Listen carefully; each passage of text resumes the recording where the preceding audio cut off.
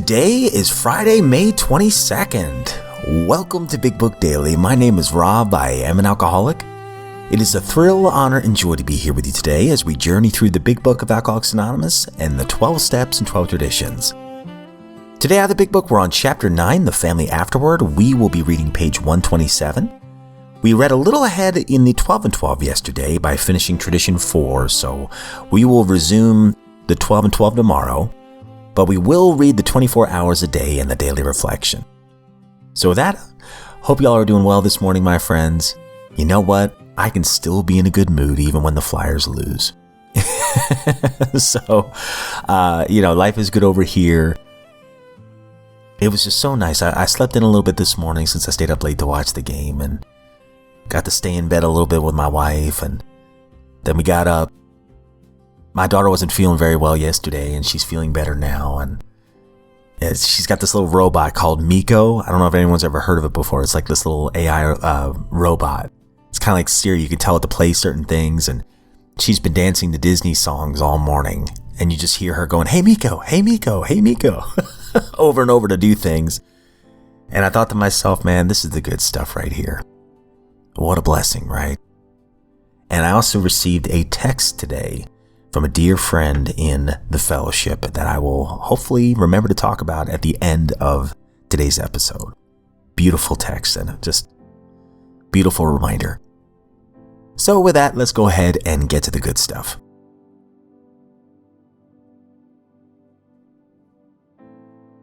All right, my friends. So if you recall from yesterday's reading out of the Big Book, The Family Afterward, a lot of times in recovery, the family might want to step on the gas pedal, speed things up, that dad owes them. And in a way he does. Don't get me wrong. Like I owe my family a lot. But unfortunately, sometimes these things will take time as far as repairing the damage that has been done. And that's what we're building on page 127. The head of the house ought to remember that he is mainly to blame for what befell his home. He can scarcely square the account in his lifetime. But he must see the danger of over-concentration on financial success. Although financial recovery is on the way for many of us, we found that we cannot place money first. For us, material well-being always followed spiritual progress. It never preceded. Since the home has suffered more than anything else, it is well that a man exert himself there. He is not likely to get far in any direction if he fails to show unselfishness and love under his own roof. We know that there are difficult wives and families, but the man who is getting over alcoholism must remember that he did much to make them so. As each member of a resentful family begins to see his shortcomings and admits them to others, he lays a basis for helpful discussion. These family talks will be constructive if they can be carried on without heated argument, self-pity, self-justification, or resentful criticism. Little by little, mother and children will see that they ask too much, and father will see that he gives too little. Giving rather than getting will become the guiding principle.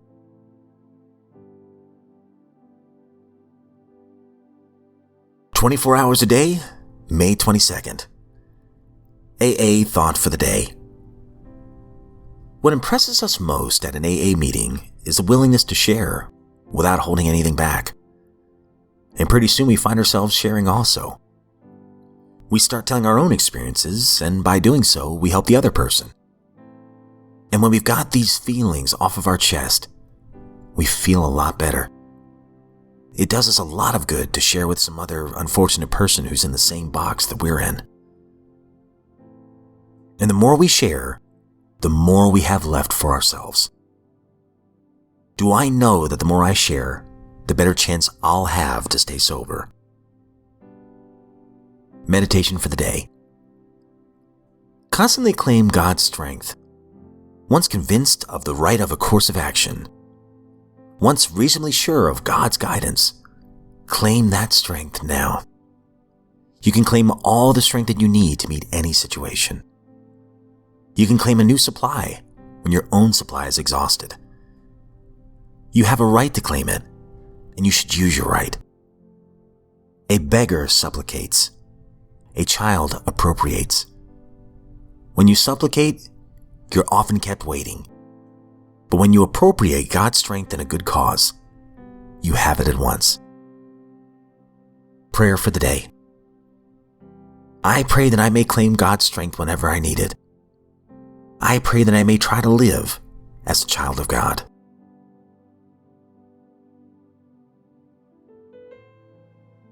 Daily Reflection, May 22nd. Step 1. We. The very first word in the first step. 12 Steps and 12 Traditions, page 21. When I was drinking, all I could ever think about was I, or me. Such painful obsession of self, such soul sickness, such spiritual selfishness bound me to the bottle for more than half of my life. The journey to find God and to do His will one day at a time began with the first word of the first step, we. There was a power in numbers. There was strength in numbers. There was safety in numbers. And for an alcoholic like me, there was life in numbers. If I had tried to recover alone, I probably would have died. With God and another alcoholic, I have a divine purpose in my life. I have become a channel for God's healing love. All right, my friends, that concludes today's reading and some beautiful stuff. I love on page 127. Now, every time I read this book, I kind of feel bad for the families. Well, I mean, I definitely feel bad for the families, considering all the destruction that the alcoholic does to them, right? So that when they finally see, the father or the mother getting sober, they think that all the problems are going to be solved.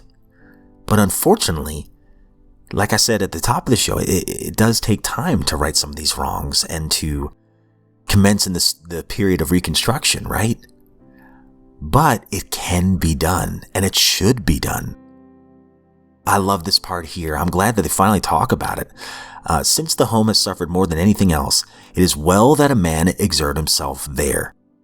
He is not likely to get far in any direction if he fails to show unselfishness and love under his own roof. So it is a fine line, right, between service work with another drunk, while also service work underneath our own roof. I think the people I hurt the most, the ones I owe amends to the most, are my family. So, of course it's important for me to right those wrongs and to live a life of integrity in front of them today, while also helping the next suffering alcoholic. I'm not saying that I've got the balance right. I've said it many times. I'm not sure I do. I've heard that our first ministry is our family. I've heard that from a Christian podcast, but then I also hear that our primary purpose is to help the next suffering alcoholic. So it is a juggling act for me, for sure. But the nice thing is that over time, my wife has been super supportive of me doing what I have to do for the program. God bless her. I mean, she's supportive of me doing this every single day. Sometimes she's like, yeah, you need to record, or yeah, you need to go to a meeting. So she knows, right? But it is amazing, I go back to 2 looks, right? My sponsor always told me to, always remember what it was like then and what it's like now. And I think of 2 looks that my wife gave me. The look in the kitchen during my rock bottom when she was about to leave with my newborn daughter and my 2-year-old son. And the look she gave me when I said, just give me time, please, I beg of you, please don't go. I'll try anything. I don't want you to go. And the look she gave me, man, I knew exactly what she was thinking. Yeah, right, you snake. I don't believe a word you're saying. I'm done. It was almost like an indifferent look. And that's a scary look from the person you love the most. So I remember that. I still feel that.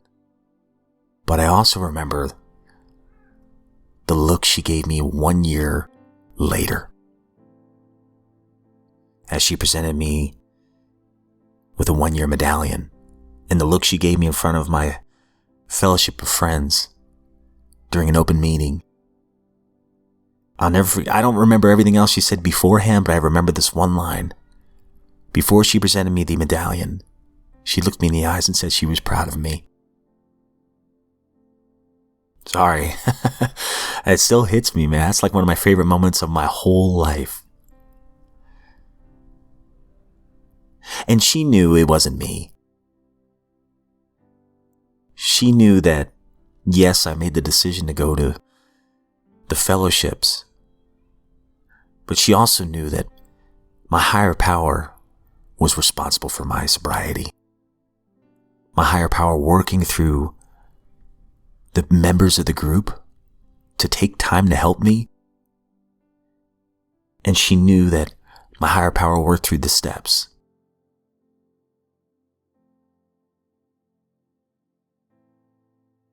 And to see that look in her eye, man. That's one of those IBMs, one of those itty bitty miracles, right? That's what this program can do. That's what bolsters my faith. So you betcha, I want to serve my family and I want to serve the next suffering alcoholic as best I can. Not out of obligation, although that's part of it. It's very necessary that I do it. But also because I want to. Because it fires me up to do it. To see the light return in people's eyes, man, come on. When you see that, it's an amazing thing. And a quick tribute to my friend Dale. My sponsor texted me a couple of days ago and said that if Dale was still with us, he would have had 4 years of sobriety this week. I think it was last Tuesday.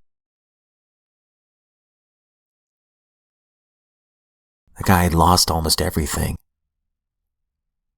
Darkened the rooms to AA, did the work, ended up being sober to the day he died. There's another miracle.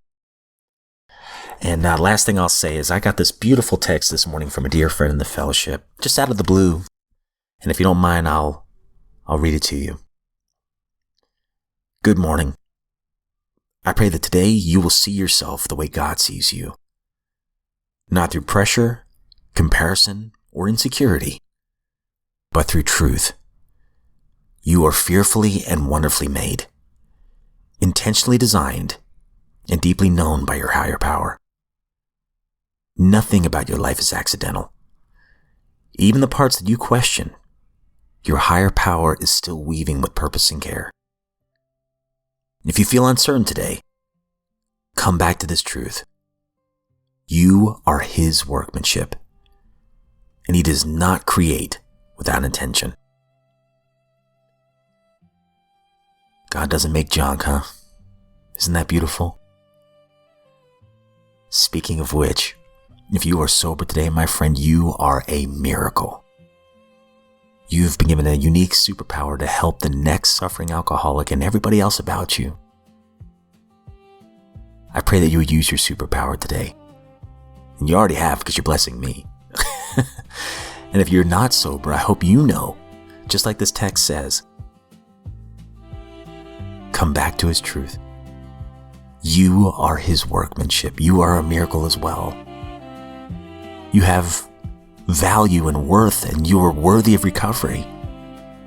So I pray that today, May 22nd, this beautiful Friday, that you would get the help that you need today. And we are dying to help you. And by letting us help you, you are helping us. Go figure. But my friends, as always, I don't speak on behalf of AA, NA, Al-Anon, any other sect. I am just a joyful drunk in this lifeboat of recovery, honored to be here one more day. And if we are given another set of 24 hours, my friends, I sincerely look forward to seeing you right back here tomorrow.